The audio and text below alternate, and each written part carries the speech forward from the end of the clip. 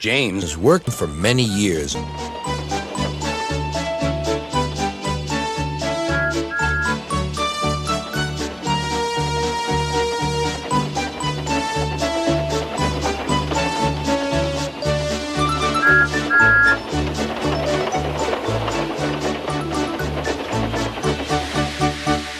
You know just where to stop, James, laughed his driver. You could almost manage it without me.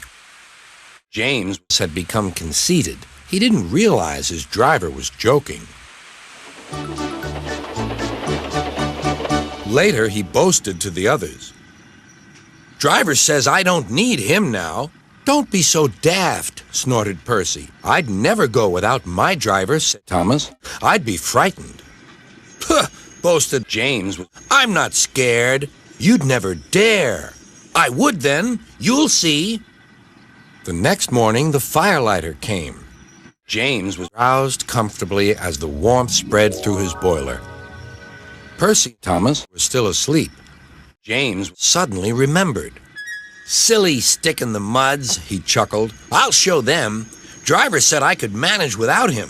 I'll just go out and then I'll stop and whoosh! That'll make them jump.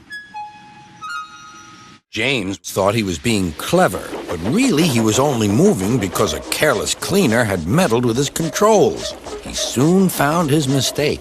He tried to whoosh, but he couldn't. He tried to stop, but he couldn't. He just kept rolling along.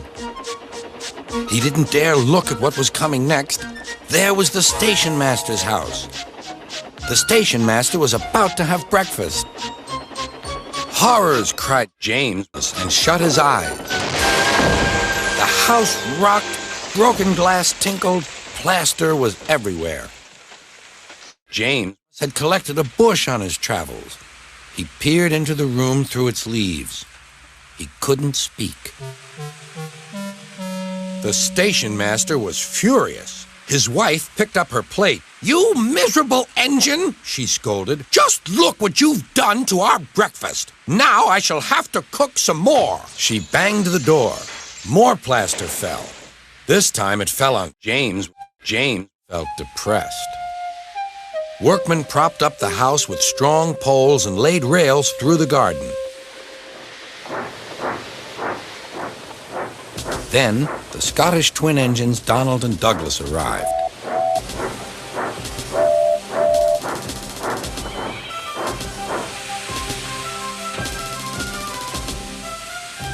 Dinna fash yourself, James. We'll soon have you back on the rails, they laughed.